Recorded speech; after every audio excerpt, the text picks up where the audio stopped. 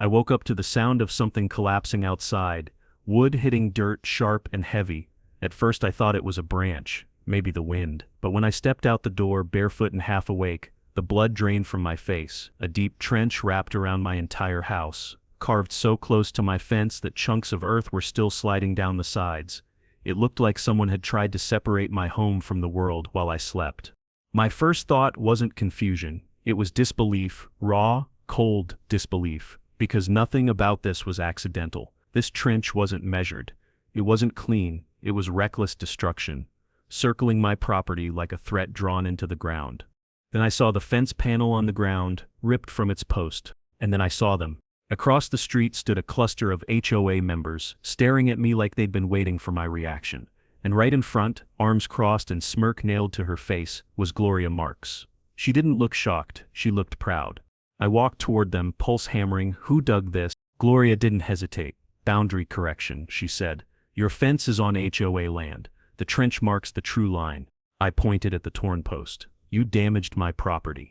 You built illegally, she replied, voice smug and clipped. This was necessary. Someone behind her muttered, should have done it sooner. For a moment rage pressed so hard against my ribs, I thought I'd explode right there in the street, but I forced myself silent. Because while they were gloating over their little midnight ambush, they didn't know the one thing that mattered most.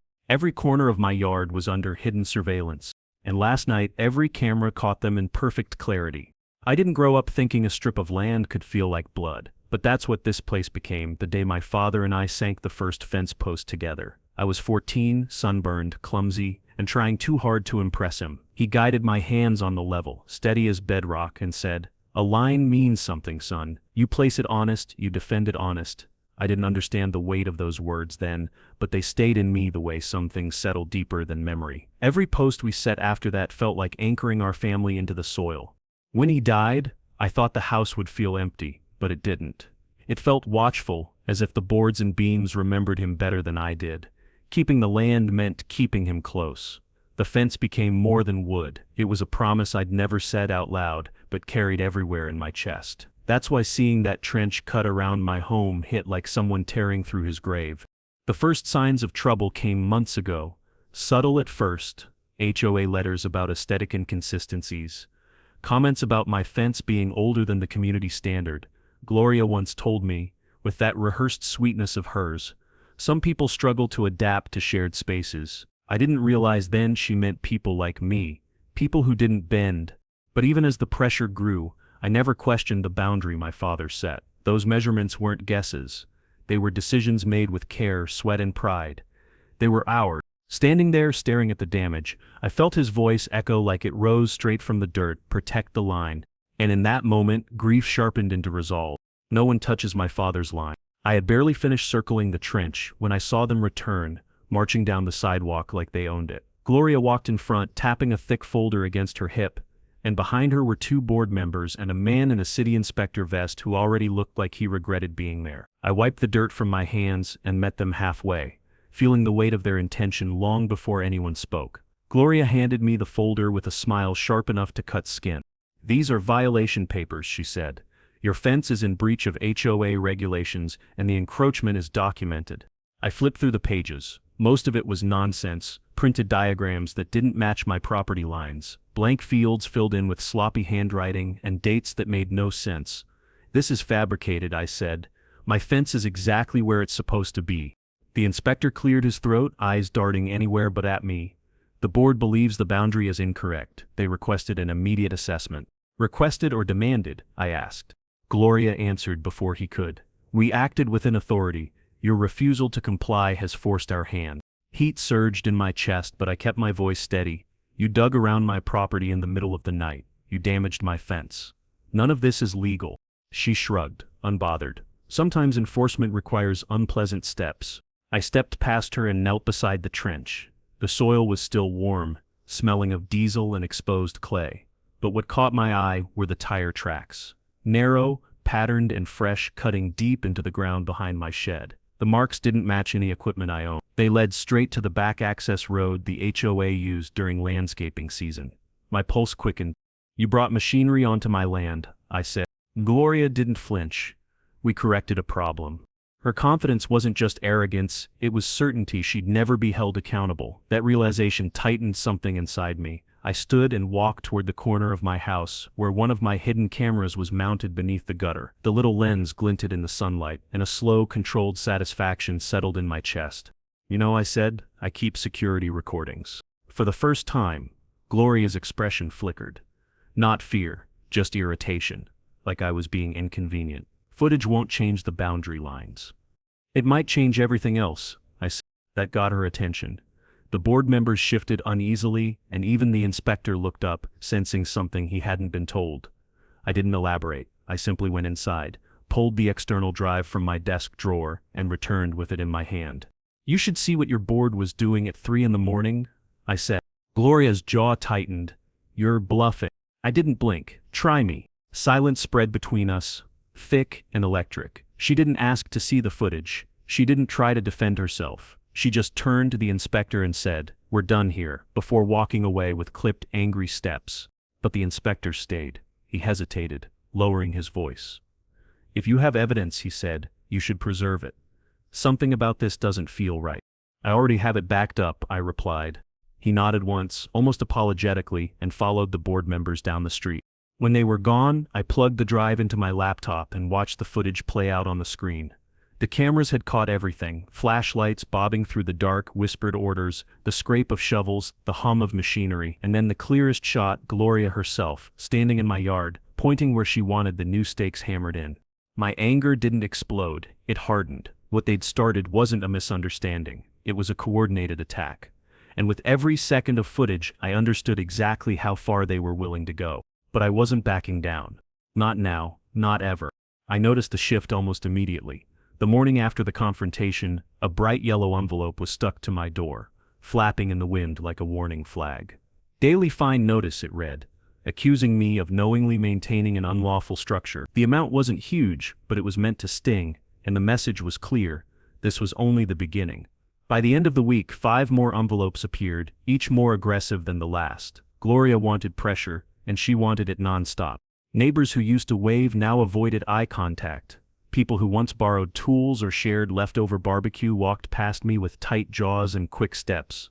I saw curtains shift when I stepped outside. I heard whispers cut off when my gate clicked shut. Somehow the narrative had already spread. I was the troublemaker, the rule breaker, the reason the neighborhood was destabilizing. Gloria didn't need truth when fear worked faster. 2 days later, I woke to a heavy thud against the porch. When I opened the door, a pile of trench dirt, wet, clumped, and full of broken roots, lay dumped across my welcome mat. Someone wanted me to feel the mess they'd made, to breathe it in every time I crossed my own threshold. The smell of raw earth mixed with spite. I grabbed a shovel, but clearing it didn't ease the knot in my chest. It only made me angrier. Then the mail started disappearing. Packages I was expecting never arrived. Bills showed up torn. One envelope had been slit open and taped shut again, the tape crooked and mean. A neighbor down the street murmured, almost guiltily, "HOA's been talking about monitoring non-compliant residents." Non-compliant, like I was some rogue element. My stomach churned. The sabotage crept further. One morning I found my garden hose sliced clean through. Another day, someone scratched a long, deliberate line down the side of my truck. None of it was subtle, but none of it was direct enough to report. That was their strategy. 1,000 cuts, small enough to deny, big enough to break someone down. And it was working. I wasn't sleeping. I replayed every argument, every threat, every smug tilt of Gloria's head. My house felt smaller at night, like the walls were pulling inward. Even the silence had weight, pressing on my chest until I felt hollow. I caught myself snapping at things that didn't matter, gripping the counter too hard, rubbing my temples until they throbbed. Grief tried to mix with anger, and some nights I couldn't tell one from the other. But every time I considered letting it go, walking away, finding someplace quieter, something in me recoiled. This land was my father's handprint. The fence was the last line he ever built. If I surrendered now, I wouldn't just lose property, I'd lose the promise I'd made the moment I saw that trench. So I turned back to the footage. I reviewed every camera angle, every timestamp, every shadow that crossed my yard. At first it was just more confirmation of what I already knew. Board members sneaking around with shovels, lights cutting across my grass, machinery rumbling low under whispered commands. But then, buried in a different angle I hadn't examined closely, I saw something sharper. Gloria, standing alone at the back corner of my yard. She wasn't digging, she wasn't directing, she was holding a wooden stake in her hand, tapping it against her palm like she was considering something. Then she knelt, hammered it into the soil, and shifted it again, until it aligned with some invisible line she'd drawn in her head. She stepped back, adjusted it, hammered once more, then signaled someone else to start digging beside it. My breath left my body in one slow, controlled exhale. This wasn't a mistake, it wasn't miscommunication, it was fraud. Boundary manipulation, intentional, deliberate, recorded fraud. I leaned closer to the screen, watching her move with the confidence of someone who believed no one would ever see this. And maybe before the cameras, she would have been right. But now I had proof, clean, undeniable proof, that she had altered the property line herself. For the first time in days, the tightness in my chest loosened, not because the battle was over, but because I finally understood the shape of the war. Gloria wasn't just trying to intimidate me, she was trying to erase me from my own land. And she had no idea I had the evidence that would bury her. I sat back in my chair, fingers trembling. Not from fear now, but from something sharper, determination, the kind that settles into your bones and refuses to move. I rewound the footage again, watching the hammer fall, the stake shift, the silent theft of my father's line. Each frame carved a deeper resolve into me. They thought they could pressure me into folding. They thought the whispers, the fines, the sabotage would push me out. They didn't understand who they were dealing with. That night I walked the perimeter of my yard with a flashlight, tracing the trench they'd carved. The soil crumbled under my boots, soft and uneven, like the ground itself was bruised. I crouched beside one of the stakes Gloria had moved, brushing dirt away until the original marker, my father's marker, peeked through the soil. Seeing it there, almost buried under their lies, lit something inside me. I whispered into the dark, not 1 inch. It wasn't anger, it was oath. The same oath my father had lived by. The same one I'd forgotten until the ground was ripped open. When I finally went inside, I backed up every file twice, stored copies off-site, time-stamped everything. If they wanted a war, I would give them documentation, clarity, and truth. They would drown in their own actions. As I shut down the computer, I knew one thing with absolute certainty. The deeper they dug, the deeper they buried themselves. And soon everyone would see exactly who Gloria Marks really was. I didn't go to a lawyer because I wanted a fight. I went because I finally understood I couldn't win this alone. The trench, the fines, the sabotage, those weren't random attacks, they were a coordinated squeeze meant to break me. And if Gloria was bold enough to move boundary stakes on camera, she was bold enough to do worse. I needed someone who knew the system better than she did. That's how I found Marla Stone. Her office sat above a hardware store, small enough to go unnoticed but organized with quiet intensity. When I stepped inside, she looked up from a stack of case files with sharp, assessing eyes. She didn't offer a soft smile or polite chatter. She just gestured toward the chair and said, "Tell me everything." I laid it out, every fine notice, every rumor, every scrape of sabotage. Then I showed her the footage. She leaned forward as Gloria appeared on the screen, tapping a stake into the soil like she was waving a flag in enemy ground. Marla didn't interrupt, didn't blink, didn't look away. When the final clip ended, she sat back slowly. "They committed trespass, vandalism, boundary fraud, and procedural violations," she said. "And that's just what you can prove today." Hearing someone name the crimes so plainly made my throat tighten. "So, I'm not imagining this." "No," she said. "You're being targeted, and they've grown careless." She asked for my deed, my father's old surveys, HOA correspondence, every scrap of paper tied to the land. When she finished reviewing them, she tapped her pen on the table. "Your father's markers were legally recorded. Moving them is a felony. You're in a stronger position than they are, Evan. We just need to strengthen it further." Strengthen. The word felt like a hand on my back, pushing me upright. She agreed to take my case. "Document everything," she said. "Every fine, every contact, every rumor you can verify. Build a timeline. We're not responding yet, we're preparing." I walked out lighter, but not relaxed. Hope felt dangerous, like something the HOA might also try to break. But having Marla on my side made the ground feel steadier beneath my feet, as if the earth they'd carved open had started knitting itself back together. That same afternoon, while dragging the trash can to the curb, I saw someone watching me from down the street, an older man with a faded baseball cap and a slight limp. He gave a hesitant nod before walking over. "You're Walker's boy," he said. "Your dad and I surveyed half this county together back in the day." The name clicked. This was Harold Briggs, a retired surveyor known for being meticulous, the kind of man who could map a boundary by instinct alone. I told him what happened, and his jaw tightened. "They moved the stakes?" he asked. "On camera," I said. He swore under his breath. "That woman's been pushing people around for years. Your dad wouldn't have tolerated it." He paused, then added, "Neither should you." He offered to remark the original boundary lines. "No charge. I'm not doing it for money. I'm doing it because this isn't right." The next morning, he showed up with equipment older than both of us but sharper than anything the HOA ever used.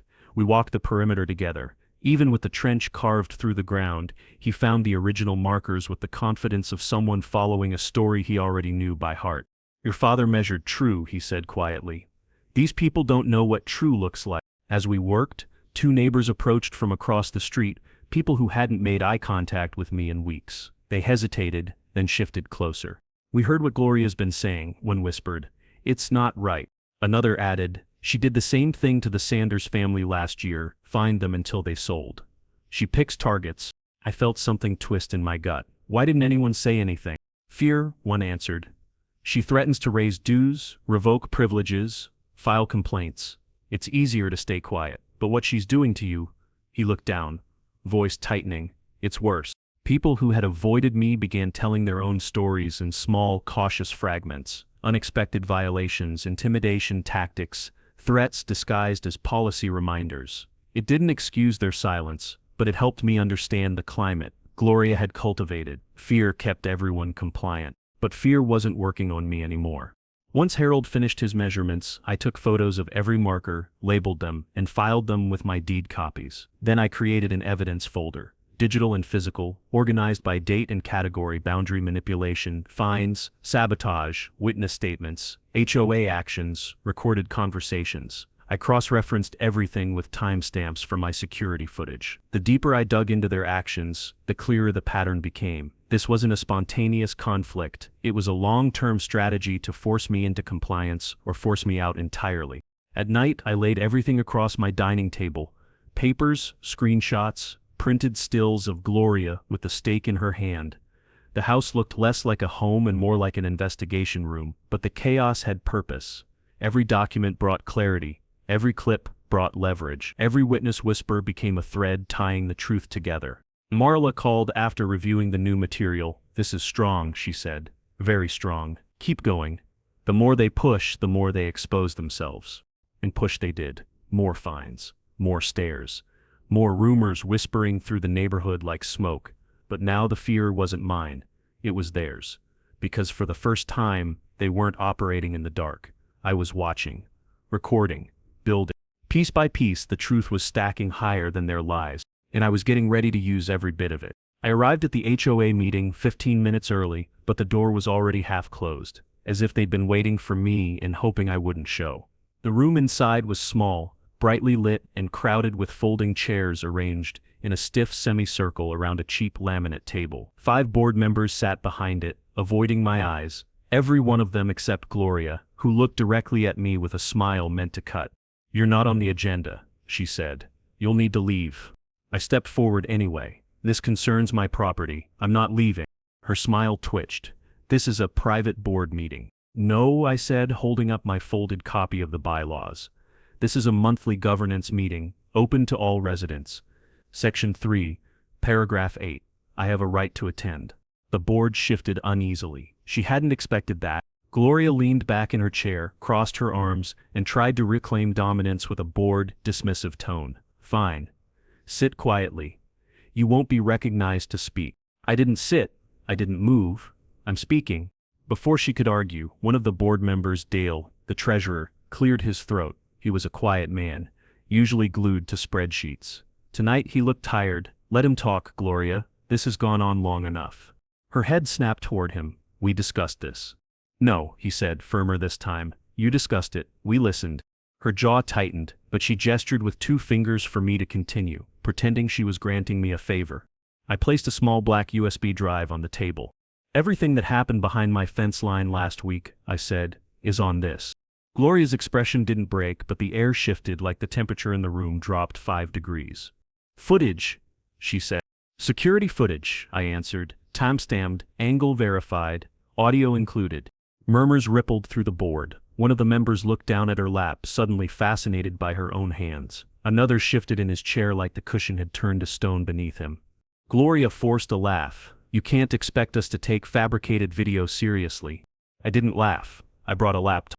I set it on the table, clicked open the folder labeled HOA Trench Incident, and selected the first clip. The screen lit up with the grainy night vision view of my backyard. The fence line, the grass, the quiet stillness. And then the flashlights appeared.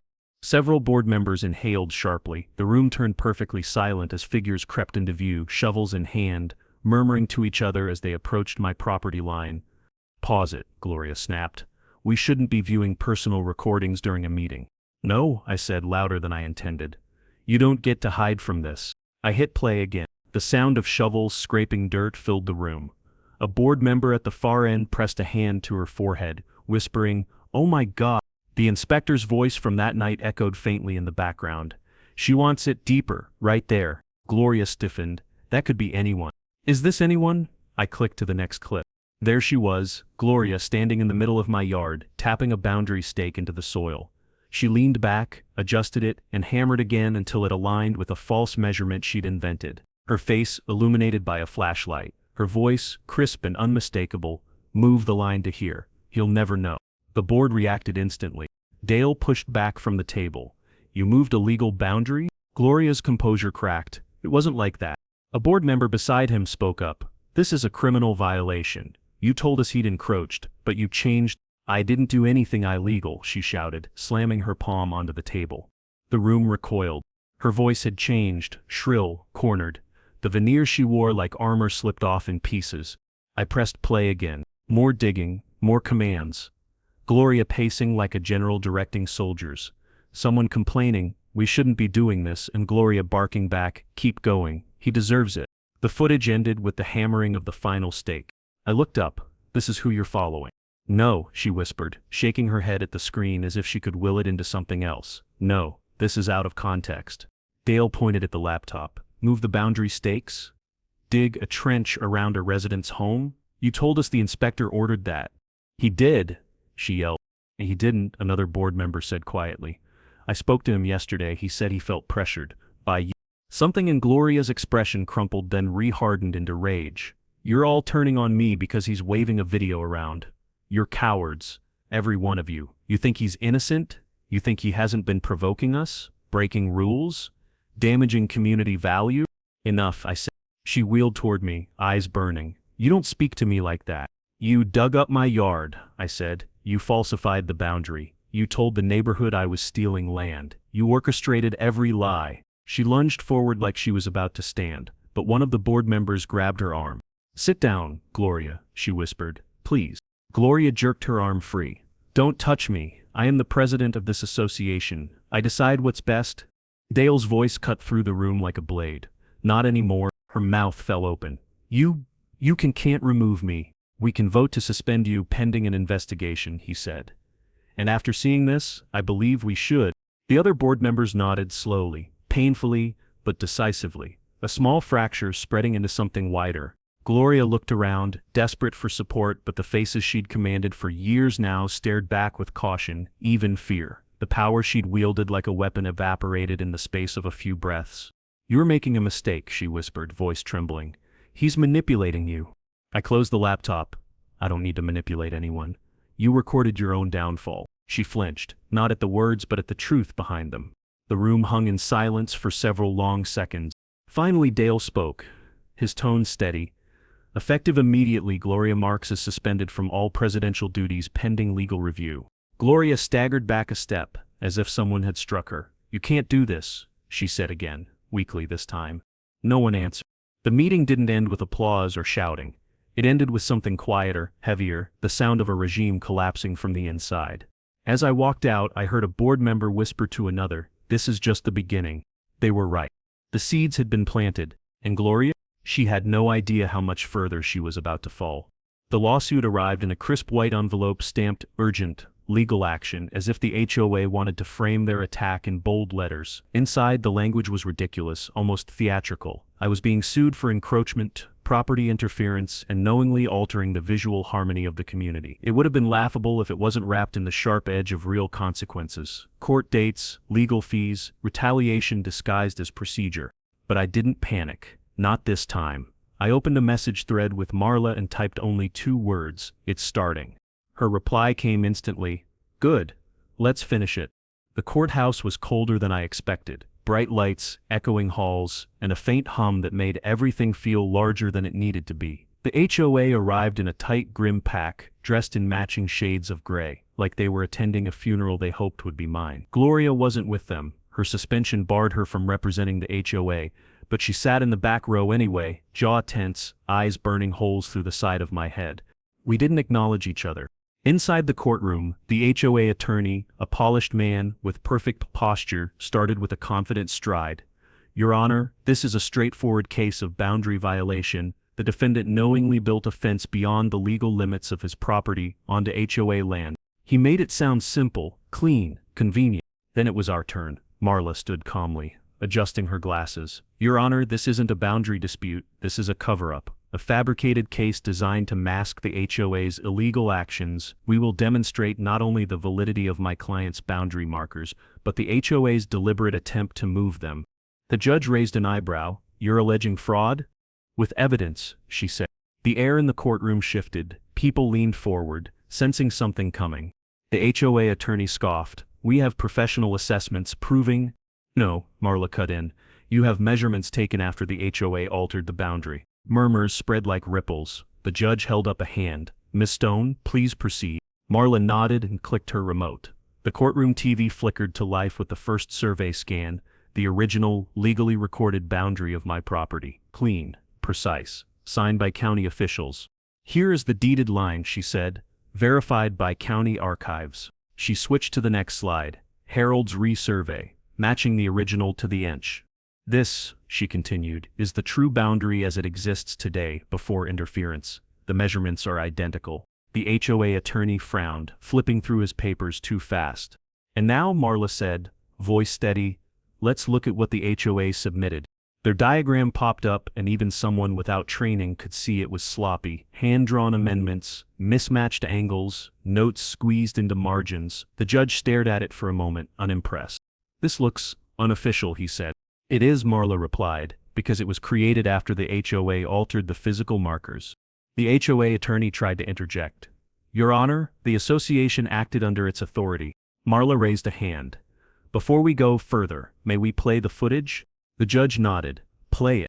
The lights from the TV cast a ghostly glow as the video began. Night vision, shadows creeping along my yard, the whispers of boots in grass. Flashlights swept across the fence line, and board members came into view, shovels, tool bags, purposeful movements. The judge leaned forward. The HOA attorney stood quickly. "Your Honor, this is irrelevant." "No," the judge said. "I think it's extremely relevant." The footage continued. Dirt flew. Stakes were uprooted. Measurements were ignored. And then came the moment that hit the room like a hammer strike. Gloria stepped into frame, holding the wooden stake, calculating her angle, tapping it into place. Marla paused the video. "Your Honor, this stake was used in the HOA's lawsuit to define the true boundary. That stake is not original. It was placed there by Ms. Marks on camera." A ripple of shock passed through the courtroom. Gloria's attorney, brought in only to protect her personally, stood abruptly. "Objection. This footage has not been validated by—" Marla clicked a slide, a certification from the security company, timestamp authentication, chain of custody log. "It's validated," she said, "every second." The judge looked from the document to the frozen image of Gloria hammering the stake. Something in his expression shifted, annoyance turning into anger. "Play the rest," he said. The video resumed. More digging, more instructions. Gloria's voice commanding, "He'll never know, just shift it, keep going." At that line, Gloria visibly flinched in her seat. When the video ended, the judge spoke slowly. "Mr. Johnson, do you wish to respond to this?" The HOA attorney tried. He sputtered about rights, authority, and miscommunication, but each sentence fell flatter than the last. Even he knew they had lost the moment the hammer hit the dirt in that video. Marla stepped forward. "Your Honor, the HOA created a false boundary, trespassed onto private property, vandalized my client's land, and then filed a lawsuit based on their own fabricated evidence. They didn't just cross a line, they buried it." You could hear a pin drop. Your Honor, the HOA attorney tried again. The association believed— No, the judge said sharply. Someone believing a lie doesn't make it true. He turned toward me. Mr. Walker, do you have anything to add before I issue a ruling? I stood and met his eyes. Just this: my father built that fence by hand. He measured it twice, argued with the land itself until it gave him a straight line. They didn't just take dirt, they tried to erase him. Silence followed, heavy and honest. The judge nodded slowly. Thank you. He took a long breath. Based on the evidence presented, it is clear that the HOA knowingly altered boundary markers, damaged private property, and filed this lawsuit under false pretenses. This case is dismissed with prejudice. Gloria jolted, grabbing the edge of her bench. And furthermore, the judge added, I am ordering a full investigation into the HOA's conduct, including Ms. Mark's involvement. Damages and legal fees are likely forthcoming. A single gasp sounded from Gloria. Her attorney leaned toward her, whispering something urgent, but she didn't hear him. She stared at the screen still frozen behind us, herself caught mid-swing, hammer raised like a criminal striking evidence into the soil. The HOA board members exchanged glances. Fear, guilt, betrayal. The carefully controlled empire Gloria had built was cracking open. As I gathered my files, Marla whispered, this was the turning point. I looked back at the courtroom one last time, Gloria pale, shaking, the board in chaos, the judge already writing the formal judgment. No, I said quietly, this was the collapse beginning. And I walked out, knowing the trench they dug had now become the hole they'd fall into. When the judge's gavel struck the block, the sound echoed through my chest like a door slamming shut behind every lie the HOA had told. His ruling was clear, decisive, and beautifully final. The case was dismissed with prejudice. The HOA was responsible for all damages, all trench repair, and every legal fee they had forced me to spend. He didn't soften the wording, he didn't try to split the blame. He spelled it out in cold, professional ink. The HOA acted with intent to deceive. And then came the part that felt like a slow sunrise breaking over weeks of darkness. Gloria Marks was formally suspended pending a full investigation into her conduct. It wasn't prison bars or handcuffs, but in her world, it was worse: a public stripping of power, a collapse of her authority, a shattering of the image she'd built her life on. As the judge finished speaking, I exhaled for the first time in what felt like months. Not a dramatic breath, not a cinematic release. Just a long, trembling sigh that loosened something tight inside me. I didn't pump a fist or smile. I just closed my eyes and let the weight slide off my shoulders piece by piece until I felt my own spine again. The courtroom emptied slowly, people whispering, staring, pretending not to stare. The board members avoided my eyes, shuffling out as if afraid their shoes might make too much noise. Only one paused. He hesitated, then approached me with his hands shoved deep into his pockets, like a boy caught misbehaving. You were right, he said quietly, all along. I nodded. You could have stopped her. I know. His voice cracked. I should have. There was no satisfaction in watching him wilt, just truth, and truth had its own gravity. When I stepped outside the courthouse, the cold air hit me with the first real sense of freedom I'd felt since the trench appeared. Marla walked beside me, her briefcase swinging softly at her side. You did good, she said. You did better. She gave a rare, small smile. This is one of the cleaner victories I've seen, and one of the more deserved. We shook hands, firm and grateful, and she left for her next case. I stood alone on the courthouse steps for a moment, letting the noise of the city swirl around me. A car honked, someone laughed across the street. Life kept moving, unaware of the war I'd just survived. But inside my chest, something had shifted, something light, something steady. By the time I pulled into my driveway, the sun was low, casting warm gold across the ruined trench line. The soil still looked wounded, carved and torn, but now the damage carried a different meaning. It wasn't a symbol of what they'd taken, it was evidence of what I'd reclaimed. A group of neighbors waited at the end of my yard, hovering with cautious expressions. When I stepped out of my truck, they straightened, unsure how to begin. Finally, Mrs. Pearson, white hair, soft voice, always tending her roses, stepped forward. We're sorry, she said. For everything. For believing what she said. For staying quiet. Another neighbor cleared his throat. Gloria told us you were stealing land. She said you were trying to dismantle the HOA.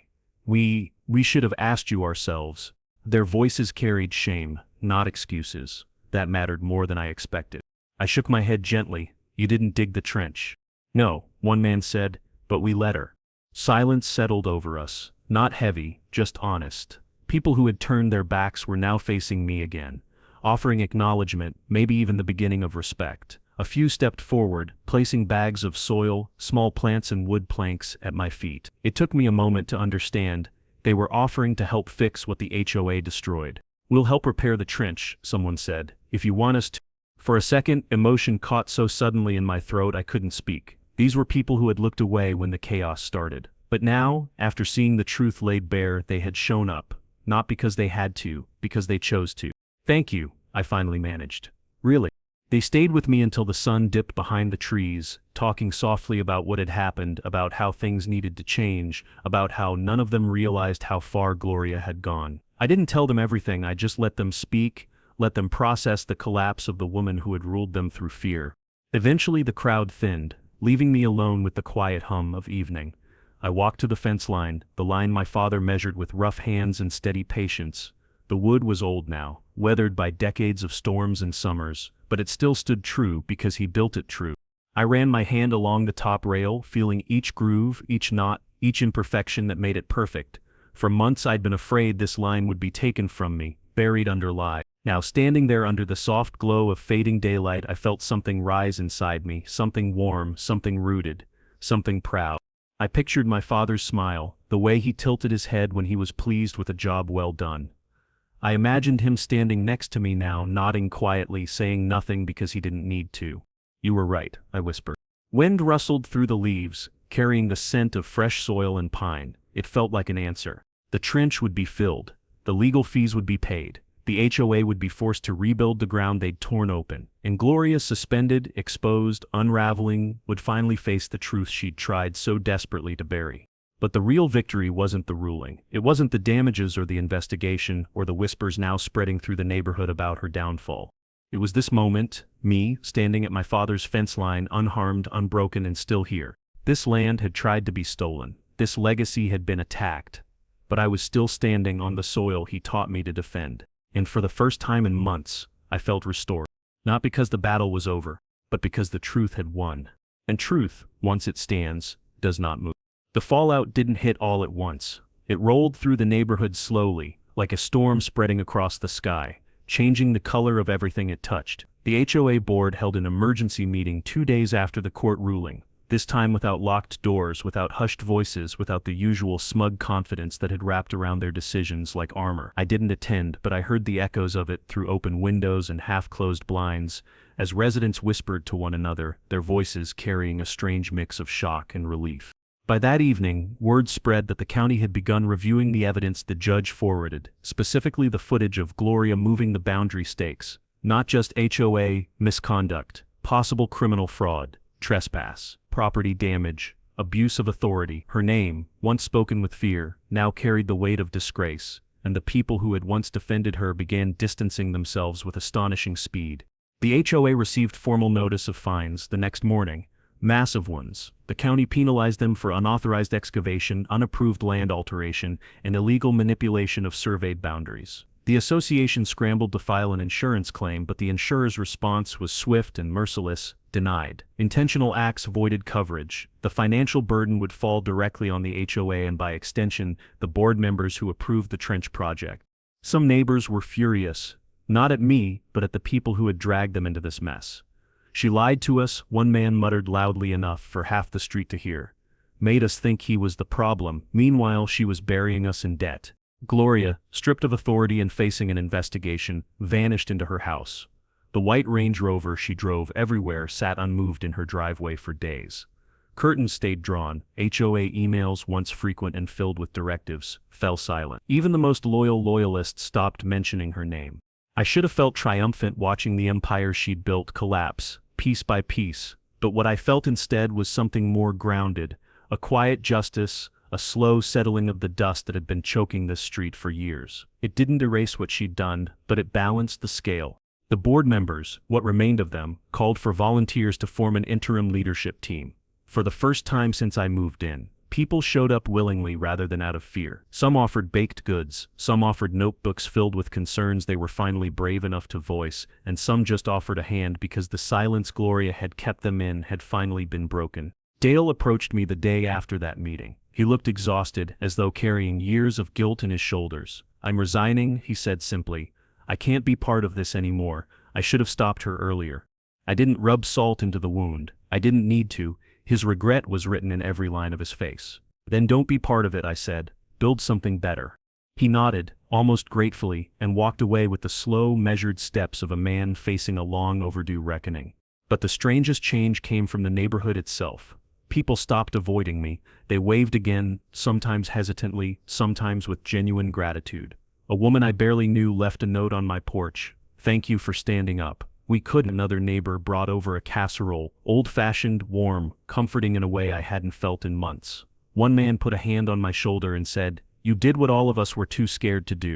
I didn't correct him. I didn't tell him I hadn't wanted to be a symbol, but standing up had turned into something bigger than my own battle.